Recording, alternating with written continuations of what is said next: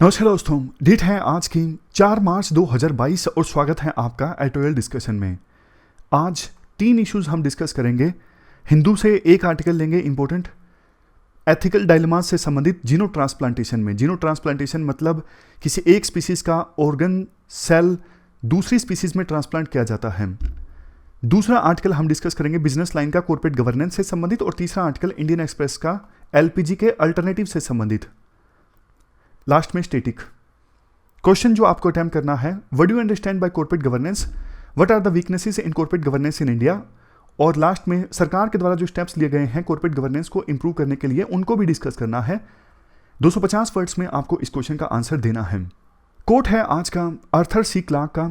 इन्होंने बोला था, civilisation will reach maturity only when it learns to value diversity of character and of ideas. कोई भी civilisation अपनी मेच्योरिटी के लेवल तक देखो तब पहुंचेगी जब वो सिविलाइजेशन अलग अलग कैरेक्टर और अलग अलग आइडियाज जो है उनकी वैल्यू करना सीखे। टॉलरेंस से संबंधित ये कोट है। जब भी आपको ऐसे में या फिर एथिक्स में टॉलरेंस से संबंधित कुछ लिखना होना, तब आप इस कोट का इस्तेमाल कर सकते हो। वैसे देखो, एक लाइन आपने सुनी होगी, हिंदी वाली लाइन है, चमन में इख्तलाते रंगों से बात बनती है, हम ही हम हैं तो क्या हम हैं, तुम ही तुम हो तो क्या तुम हो। मतलब बगीचे में अलग अलग रंग के जो फूल हो तभी वो बगीचा देखने में काफ़ी अच्छा लगता है। सिर्फ एक ही रंग के पूरे बगीचे में फूल फैले हुए हो ना, तो फिर शायद वो बगीचा उतना अच्छा नहीं लगेगा। यही चीज़ सोसाइटी पर भी एप्लीकेबल होती है, यानी डाइवर्सिटी की रिस्पेक्ट होनी चाहिए, वैल्यू होनी चाहिए। चलिए डिस्कशन स्टार्ट करते हैं। फर्स्ट इंपोर्टेंट आर्टिकल साइंस की नई नई डिस्कवरीज में एथिकल डायलेमास से संबंधित है। आप जीएस पेपर 4 के इस टॉपिक से आर्टिकल को रिलेट कर सकते हो। देखो, इसी इशू से संबंधित हमने आर्टिकल डिस्कस किया था 17 जनवरी को। आज जो पॉइंट्स डिस्कस करेंगे वो अलग होंगे, लेकिन पुराना आर्टिकल आपको रिवाइज करना हो तो 17 जनवरी की डिस्कशन में आप पुराना जो आर्टिकल है वो रिवाइज कर सकते हो। शुरुआत में राइटर ये बोलते हैं, आज के समय में देखो साइंस के क्षेत्र में नए नई एडवांसमेंट्स आ रही हैं, लेकिन उनका लाइफ पर काफ़ी बार नेगेटिव इम्पैक्ट भी पड़ता है। बहुत सारे एथिकल इश्यूज भी इमर्ज होके आते हैं, बट उन पर हमारे देश में चर्चा नहीं होती। इलेक्शंस पर ज़्यादा चर्चा है, लेकिन वो चीज़ें जिनका लोगों की लाइफ पर बहुत ज़्यादा इम्पैक्ट पड़ता है उन पर उतनी चर्चा नहीं होती जितनी होनी चाहिए। जैसे एग्जाम्पल दिया जाता है फेसबुक के नए स्मार्ट ग्लासेस का। ये है फेसबुक के नए स्मार्ट ग्लासेस। इसमें क्या होगा, एक बटन को आप दबाओगे और 30 सेकेंड की वीडियो रिकॉर्ड हो जाएगी। फेसबुक इन स्मार्ट ग्लासेस को प्रमोट कर रहा है स्टोरीज के तौर पर, लेकिन देखो कोई चर्चा नहीं कर रहा है कि लोगों की प्राइवेसी का क्या होगा। बहुत से लोग ऐसे होंगे जो वीडियोस में नहीं आना चाहते, लेकिन स्मार्ट ग्लासेस की सहायता से जब स्टोरी बनेगी तो वो भी वीडियो में आ जाएगा। तो ये एक एथिकल इशू है, लेकिन इस पे चर्चा नहीं हो रही है। बट आज के इस आर्टिकल में फोकस है जीनो ट्रांसप्लांटेशन पर। जीनो ट्रांसप्लांटेशन मतलब किसी एक स्पीसीज के कोई सेल, टिश्यू या फिर ऑर्गन दूसरी स्पीसीज में जब ट्रांसप्लांट किया जाता है तो उसे कहा जाता है जीनो ट्रांसप्लांटेशन। फोकस है इस आर्टिकल में एनिमल से ह्यूमन बीइंग में ऑर्गन ट्रांसप्लांटेशन पर। 3 केसेस का एग्जाम्पल दिया जाता है। सितंबर 2021 में न्यूयॉर्क के एक हॉस्पिटल में एक जीन एडिटेड एनिमल की जो किडनी है वो ट्रांसप्लांट की गई ह्यूमन बीइंग में। वो ह्यूमन बीइंग जो था ब्रेन डेड था। काइंड ऑफ एक्सपेरिमेंट पर्पसेस के लिए ये जीनो ट्रांसप्लांटेशन किया गया था। जीन एडिटेड एनिमल कौन था? पिग।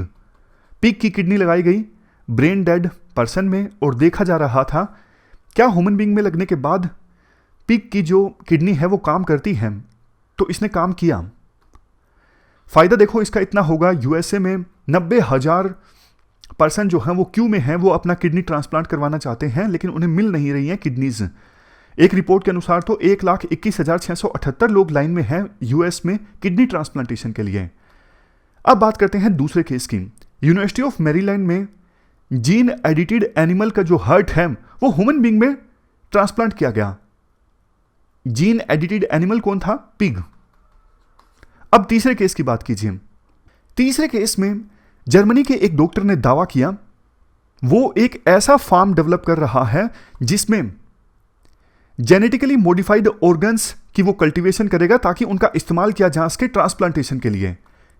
इससे फायदा ये होगा, मेडिकल सिस्टम पर जो प्रेशर पड़ता है ना, उनके पास उपयुक्त कैंडिडेट्स नहीं होते जो अपनी किडनी या फिर हार्ट डोनेट करने के लिए तैयार होते हैं।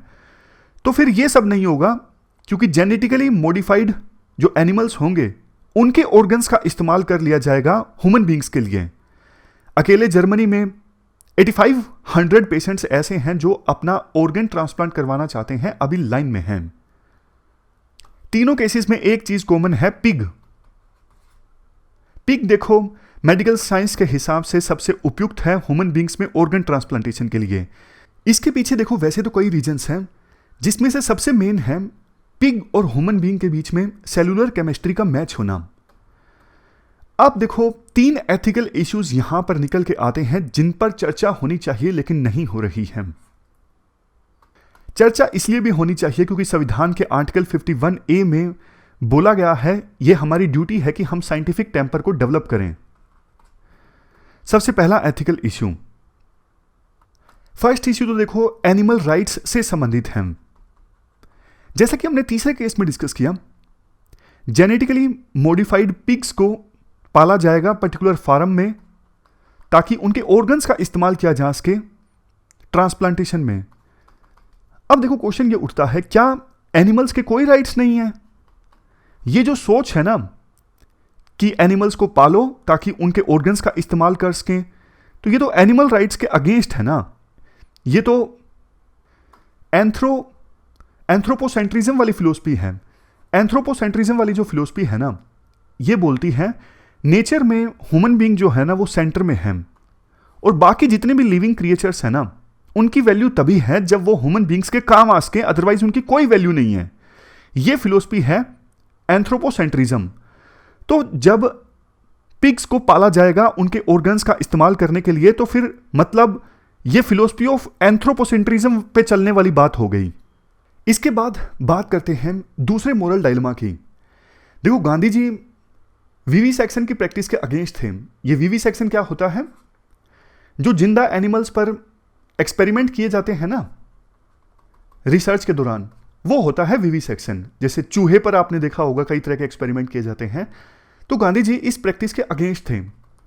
अब देखो दूसरा मोरल डायलेमा ये है, क्या एक इंसान की जान बचाने के लिए एनिमल को मारना उचित है, या फिर क्या एनिमल को बचाना सही है और इंसान को मरने दिया जाए? दोनों में से कौन सी चीज सही है? आज के समय में मेडिकल साइंस इसी प्रकार के मोरल डायलेमा से गुजर रही है, बट हमारे देश में चर्चा नहीं हो रही है। ICMR यानी Indian council of medical research की वेबसाइट पर इस मोरल डायलेमा का कोई जिक्र नहीं है, कोई केस स्टडी नहीं है। अब टाइम आ गया है हम भी हमारे देश की रेगुलेटरी बॉडी से इस प्रकार के क्वेश्चन पूछें ताकि वो भी इस पर पॉलिसी बनाएं। लास्ट में अब आता है तीसरा मोरल डायलेमा, जो कि हमारे देश के हिसाब से काफी ज्यादा रेलेवेंट है। देखो आपने एक चीज देखा होगा अपने आसपास, पिग को ना काफी ज्यादा टैबू माना जाता है हमारे देश में, मतलब डर्टी एनिमल माना जाता है। जो लोग पिग को पालते हैं उनको भी समाज में लो स्टेटस के हिसाब से देखा जाता है। गलत है लेकिन ऐसा है, आपने देखा होगा। अब क्वेश्चन ये उठता है, अगर देखो जब जेनेटिकली मॉडिफाइड पिग्स का जो ऑर्गन ट्रांसप्लांटेशन होगा ह्यूमन बीइंग में, अब बहुत सारी कम्युनिटीज तो हमारे देश में ऐसी हैं जो पिग से और भी ज्यादा दूरी बना के रखती हैं। तो जब उन कम्युनिटीज के पर्सन्स में पिग के ऑर्गन का ट्रांसप्लांटेशन होगा तो वो इसे स्वीकार करेंगे। जैसे देखो जैन, ज्यू, मुस्लिम, इन कम्युनिटीज के लोगों में पिग का अगर ऑर्गन ट्रांसप्लांटेशन होता है तो हो सकता है कि इन कम्युनिटीज का जो बिलीफ सिस्टम है वो ऑर्गन ट्रांसप्लांटेशन में आड़े आ जाए। तो उस सिचुएशन में क्या करना होगा? बिलीफ सिस्टम को ज्यादा तवज्जो दी जाए या फिर जान बचाने को ज्यादा तवज्जो दी जाए? लास्ट में आर्टिकल में ये बोला जाता है, देखो वैसे तो जब ये जीनो ट्रांसप्लांटेशन होने लगेगा ना, तो अभी हमारे देश में एक बड़ी इल्लीगल मार्केट चलती है। छोटे छोटे बच्चों को किडनैप कर लिया जाता है, बहुत सारे महिलाओं की ट्रैफिकिंग हो जाती है और उनके ऑर्गन्स निकाल लिए जाते हैं बेच दिए जाते हैं। तो ये इलीगल मार्केट खत्म हो जाएगी अगर जीनो ट्रांसप्लांटेशन होते हैं। लास्ट में कोट भी बोला जाता है राइटर के द्वारा, you can not make a silk purse out of A so year. इसका मतलब ये है कि वो चीज जो नेचुरली बैड है ना, उससे आप कोई अच्छी चीज नहीं बना सकते। तो राइटर कहती हैं पहले मुझे इस बात का मतलब नहीं समझ में आता था, लेकिन अब आ गया है, आपको भी आ जाएगा। अगला आर्टिकल बिजनेस लाइन का है, कॉर्पोरेट गवर्नेंस से संबंधित। आप जीएस पेपर 4 के इस टॉपिक से आर्टिकल को रिलेट कर सकते हो। देखो, कॉर्पोरेट गवर्नेंस की बात हो ना, तो हमारे देश में हमेशा एक युद्ध सा चलता रहता है। एक तरफ रेगुलेटर यानी SEBI, security and exchange board of India, जो कि देश की कंपनीज में कॉर्पोरेट गवर्नेंस को इंप्रूव करने के लिए समय समय पर नए रूल्स लेकर आता है। और दूसरी तरफ कंपनी के प्रमोटर्स मतलब वो लोग जिन्होंने कंपनी को शुरुआत में इस्टेब्लिश किया, फाउंडर्स, जैसे अनअकैडमी में गौरव मुंजाल, रोमन सैनी, ये सब लोग जो विभिन्न कंपनीज के प्रमोटर होते हैं ना, वो नए नए रूल्स को फॉलो नहीं करना चाहते। उनकी शिकायत रहती है सेबी नए नए रूल्स लाती है कॉर्पोरेट गवर्नेंस को इंप्रूव करने के लिए, इससे हमारी कंप्लायंस कॉस्ट बढ़ जाती है, हमारी एनर्जी जो है वो डाइवर्ट हो जाती है। और अक्सर ऐसा देखने को मिलता है, शुरुआत में तो प्रमोटर्स विरोध करते हैं लेकिन बाद में मान जाते हैं। सेबी ने जो नई गाइडलाइंस दी हैं उनको फॉलो कर लेते हैं। जैसे लिस्टेड कंपनीज के लिए सेबी ने कुछ समय पहले गाइडलाइंस जारी की थी, कंपनी के बोर्ड में एटलीस्ट 50% जो डायरेक्टर्स होने चाहिए वो इंडिपेंडेंट होने चाहिए, कंपनी के बोर्ड में डाइवर्सिटी होनी चाहिए, और एटलीस्ट 50% जो शेयर्स हों कंपनी के, लिस्टेड कंपनीज की हम बात कर रहे हैं, वो पब्लिक के हाथ में होने चाहिए। शुरुआत में प्रमोटर्स ने विरोध किया लेकिन बाद में वो मान गए इन गाइडलाइंस को, अब वो फॉलो कर रही हैं।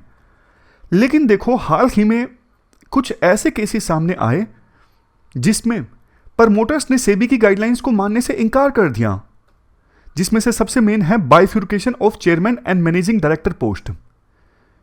आप एक बार ना ये हायरार्की देख लीजिए। कंपनी का जो बोर्ड होता है ना, उसमें बोर्ड ऑफ डायरेक्टर होते हैं और बोर्ड ऑफ डायरेक्टर में एक चेयरमैन होता है जो कि बोर्ड को चेयर करता है। अब देखो, ये जो बोर्ड होता है ना कंपनी का, वो मान लीजिए आप पार्लियामेंट या फिर स्टेट असेंबली की तरह होता है, जो कंपनी के लिए पॉलिसी बनाता है, विजन तैयार करता है। लेकिन जैसे इंप्लीमेंटेशन की जिम्मेदारी सरकार के ऊपर होती है, जो कानून पार्लियामेंट ने या फिर स्टेट असेंबली ने बनाया, तो उसी प्रकार से बोर्ड ने जो पॉलिसीज बनाई ना, उसको इंप्लीमेंट करने का काम एग्जीक्यूटिव स्टाफ का होता है, जिसको चेयर करते हैं सीईओ, चीफ एग्जीक्यूटिव ऑफिसर। इसके अलावा एक और पोस्ट होती है एमडी, मैनेजिंग डायरेक्टर। अब देखो, जो बोर्ड होता है वो डे टू डे बेसिस पर तो कंपनी की फंक्शनिंग को मॉनिटर नहीं करता है ना, डे टू डे बेसिस पर भी कंपनी की फंक्शनिंग को मॉनिटर करने के लिए ये पोस्ट होती है मैनेजिंग डायरेक्टर। इन दोनों पोस्ट की जवाबदेही होती है बोर्ड ऑफ डायरेक्टर्स के प्रति, एमडी यानी मैनेजिंग डायरेक्टर और सीईओ यानी चीफ एग्जीक्यूटिव ऑफिसर। बहुत बार चेयरमैन और एमडी के पोस्ट पर सेम पर्सन होता है, समझ रहे हो? बोर्ड का जो चेयरमैन है वो भी सेम पर्सन है और जो मैनेजिंग डायरेक्टर है वो भी सेम पर्सन है। जैसे आप मुकेश अंबानी का एग्जांपल लीजिए। मुकेश अंबानी जो है वो रिलायंस इंडस्ट्रीज का जो बोर्ड है उसके भी चेयरमैन हैं और मैनेजिंग डायरेक्टर भी हैं, दोनों हैं, इसलिए वो कंपनी के सीएमडी हैं, chairman cum managing director, CMD. अब आपके मन में आया होगा दिक्कत क्या है? अगर दोनों पोस्ट पर सेम पर्सन है तो फिर दिक्कत क्या है? दिक्कत देखो है, क्योंकि एमडी की जवाबदेही होती है बोर्ड के प्रति, और उस बोर्ड का चेयरमैन भी अगर सेम पर्सन है तो फिर तो एमडी की जवाबदेही ठीक से तय नहीं हो सकेगी ना, कन्फ्लिक्ट ऑफ इंटरेस्ट हो गया। जिस बोर्ड को आपको रिपोर्ट करना है उस बोर्ड के चेयरमैन ही आप हो, समझ रहे हो? इसी चीज को एड्रेस करने के लिए सेबी ने उदय कोटक कमेटी की रिकमेंडेशंस के आधार पर यह निर्देश दिया था कि दोनों पोस्ट का बाइफ्यूरिकेशन होना चाहिए, यानी एमडी की पोस्ट पर अलग पर्सन होना चाहिए और चेयरमैन की पोस्ट पर अलग पर्सन होना चाहिए। समय समय पर सेबी ने गाइडलाइंस भी दी कि भैया हम एक्सटेंड कर रहे हैं, जो लिस्टेड कंपनीज हैं जल्दी से जो टॉप 500 लिस्टेड कंपनीज है ना, वो दोनों पोस्ट को बाइफ्यूरिकेट कर दो, अलग अलग पर्सन को अपॉइंट कर दो। लेकिन नहीं बात मानी गई सेबी की। इवन सेबी ने फर्दर गाइडलाइन एक्सटेंड कर दी लेकिन फिर भी नहीं मानी गई। लेकिन इस साल के बजट के बाद, पोस्ट बजट जब डिस्कशन हुआ ना, तो उस समय कॉन्फेडरेशन ऑफ इंडियन इंडस्ट्री के जो मेंबर्स हैं ना, वो हमारे देश की वित्त मंत्री निर्मला सीतारमण से मिले और उन्हें कहा कि आप इस गाइडलाइन में इंटरवेंशन कीजिए, सेबी की जो गाइडलाइन है ना गलत है, आप इस पर इंटरवेंशन कीजिए।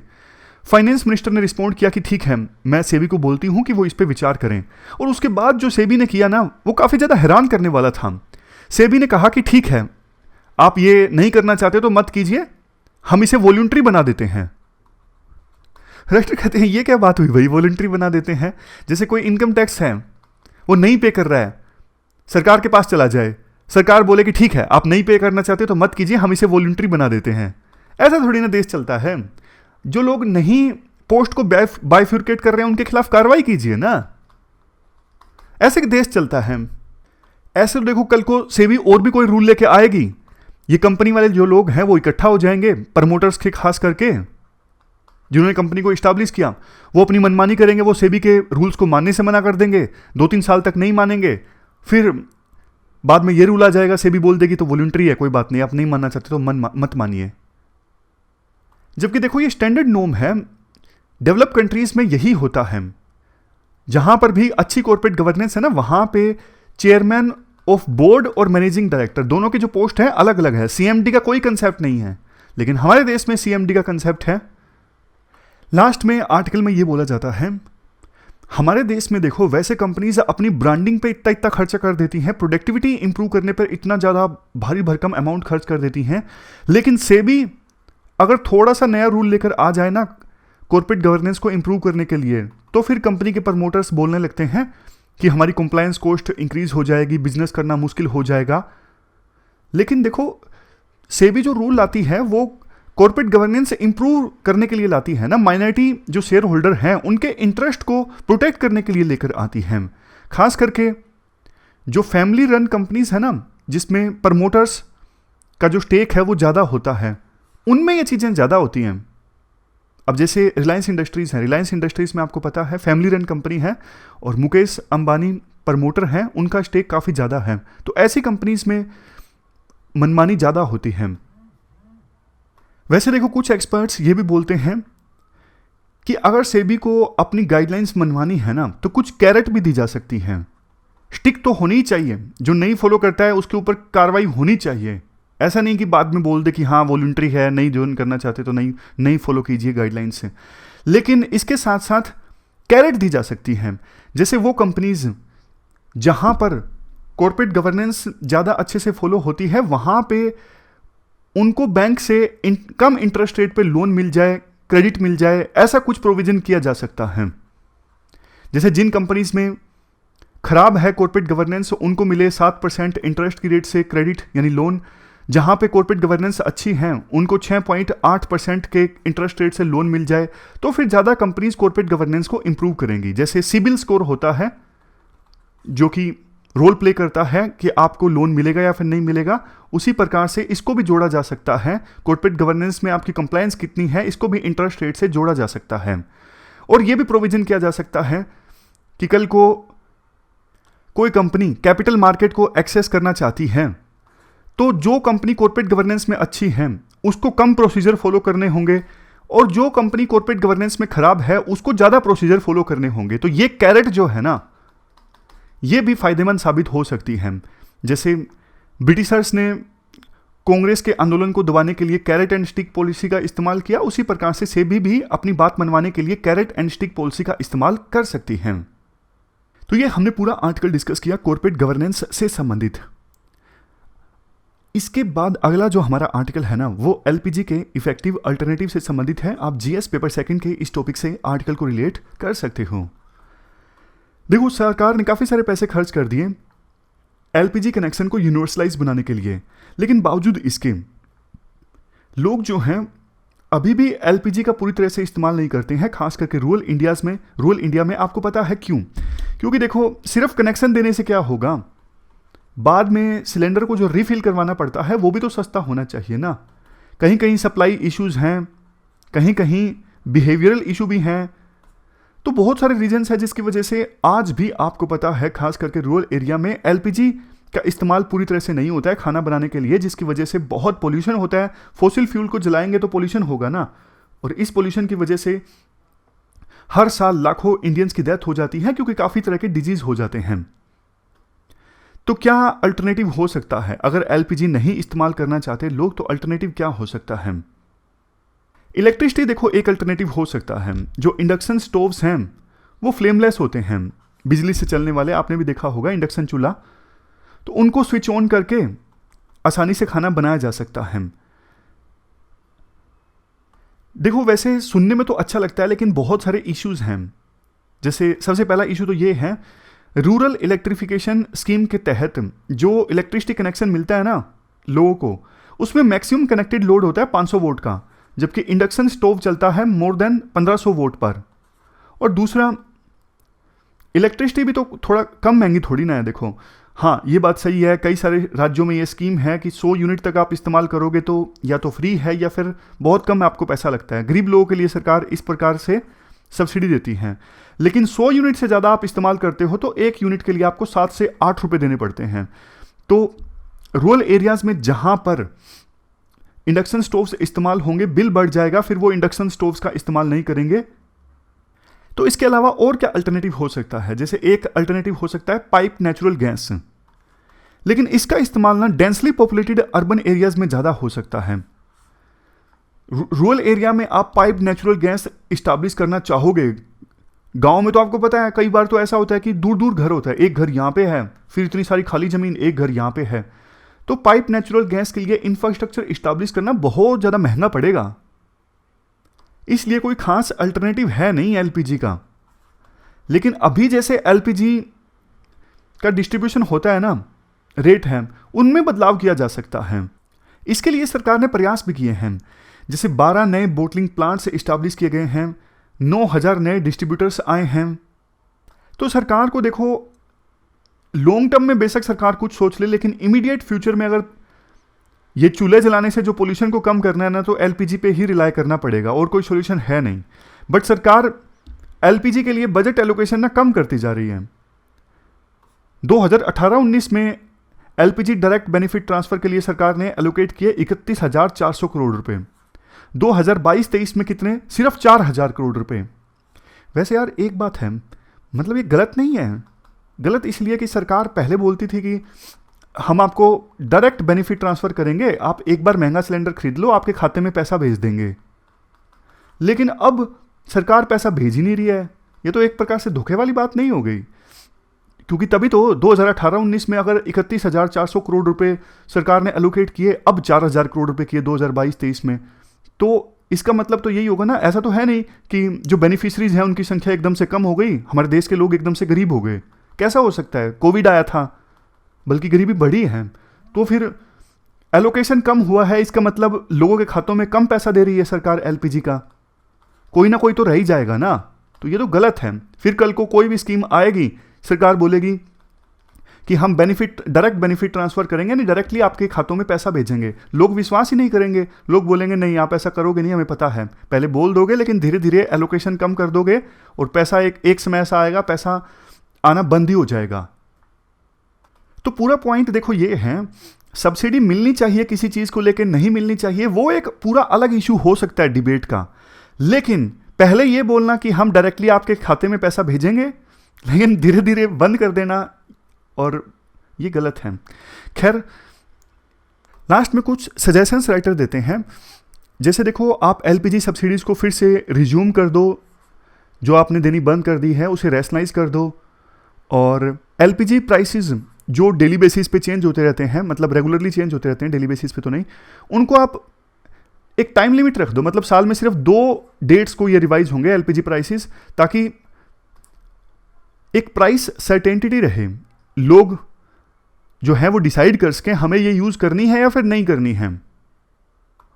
लास्ट में ये बोला जाता है, देखो रूरल एरियाज़ के लोग ना तभी इस्तेमाल करेंगे एलपीजी जब उनको एक विश्वास हो कि हाँ सस्ती है, हम अफोर्ड कर सकते हैं, सप्लाई भी रेगुलर हो, ऐसा नहीं कि कभी एलपीजी सिलेंडर मिल रहा है कभी नहीं मिल रहा है।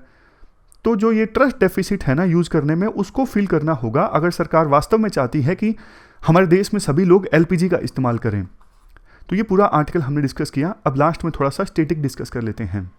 आज का जो स्टैटिक है ना वो सिविल सर्विसेज से संबंधित है। सिविल सर्विसेज के द्वारा क्या रोल प्ले किया जाता है और किन किन इश्यूज से सिविल सर्वेंट्स सफ़र करते हैं, सिविल सर्विसेज सफ़र करते हैं। सबसे पहले रोल क्या प्ले किया जाता है, एडवाइजरी रोल। जो पॉलिटिशियंस चुन के आते हैं, सरकार बनाते हैं, उनको एडवाइस करने का काम करते हैं civil servants. Continuity in governance, देखो सरकारें बदलती रहती हैं, पहले अलग पार्टी की सरकार थी, अब अलग पार्टी की, पहले अलग सीएम था, अब अलग सीएम, लेकिन एक चीज़ जो चलती रहती है वो है सिविल सर्वेंट्स, वो हमेशा सरकार में रहते हैं, तो कंटिन्यूटी बनी रहती है गवर्नेंस में। Next, agent of development, schemes हैं, पॉलिसीज हैं, इंप्लीमेंट कौन करता है, civil servants. Next, discharge delegated functions, देखो जो सिविल सर्वेंट्स होते हैं बहुत बार पॉलिटिशियंस के द्वारा अपने जो मतलब मिनिस्टर्स के द्वारा जो अपना कामकाज है वो डेलीगेट कर दिया जाता है और जो वो परफॉर्म किया जाता है सिविल सर्वेंट्स के द्वारा। Next, they act as primary contact between people and government, सरकार और लोगों के बीच में प्राइमरी कॉन्टैक्ट का काम करते हैं सिविल सर्वेंट्स। पॉलिटिकल इंस्टेबिलिटी जब हो, जैसे किसी भी पार्टी की सरकार नहीं चल रही, प्रेसिडेंट रूल लग गया, तो उस समय सरकार का कामकाज जो है वो चलाया जाता है टोटली सिविल सर्वेंट्स के द्वारा। रिकॉर्ड कीपिंग का काम करते हैं और channel of communication, simple points हैं। इश्यूज क्या है, lack of professionalism, poor capacity building, एक बार बस बन गए, उसके बाद तो कोई स्किल अपनी डेवलप नहीं की, बस अब तो हम दमाद हो गए सरकार के, ऐसी सोच बहुत सिविल सर्वेंट्स की होती है। नेक्स्ट, इनएफिशिएंट इंसेंटिव सिस्टम, अब कुछ ऐसे भी होते हैं सिविल सर्विसेज में जो मेहनत काफ़ी करते हैं लेकिन उनको लगता है कि हमारी मेहनत का फल नहीं है, उतना इंसेंटिव नहीं है, प्रमोशन तो वैसे भी जैसे सबकी हो रही है हमारी भी हो जाएगी। रूल्स काफ़ी सारे आउटडेटेड हैं, ब्रिटिश इरा से चले आ रही हैं, प्रमोशन में इनकन्सिस्टेंसी, ट्रांसपेरेंसी, अकाउंटेबिलिटी नहीं है सिविल सर्विसेज के प्रोसीजर्स में, अपनी मनमर्जी से ट्रांसफ़र कर दी जाती है काफ़ी बार सरकार के द्वारा। और एडमिनिस्ट्रेटिव एक्यूजेंस, मतलब जो भी सरकार ने बोल दिया मान लिया बिना प्रोटेस्ट के, जो भी मिनिस्टर ने फ़ोन करके कह दिया ये कर दो तो कर दिया बिना प्रोटेस्ट के। Gradual erosion in value and ethics, value और एथिक्स में धीरे धीरे अब डिग्रेडेशन हो रहा है। रेड टेपिज्म, मतलब सॉरी, रूल के पीछे ही पड़ जाना कि नाम जो है वो आपका कैपिटल में ही होना चाहिए, एक अक्षर भी आपका छोटे में नहीं होना चाहिए। कई बार ऐसी छोटी छोटी गलतियां निकाल के एप्लीकेशंस रिजेक्ट कर दी जाती हैं। एलिटिस्ट इन नेचर, अपने आप को एलीट समझते हैं कि हम तो दूसरों से अलग हैं, हम रूल करने के लिए बने हैं। Lack of dynamism, lack of dynamism मतलब जो चल रहा है, कोई इनोवेशन नहीं, सिर्फ जो रूल्स हैं सरकार के उनको फॉलो करना है, पुराने ढर्रे पर चलना है, कुछ नई चीज़ नहीं, सिस्टम को सुधारने के लिए कुछ भी नया नहीं, तो ये होता है लैक ऑफ डायनामिज्म। तो ये पॉइंट्स आप लिख सकते हो। हमारी आज की डिस्कशन में इतना ही है। Thank you very much for discussion.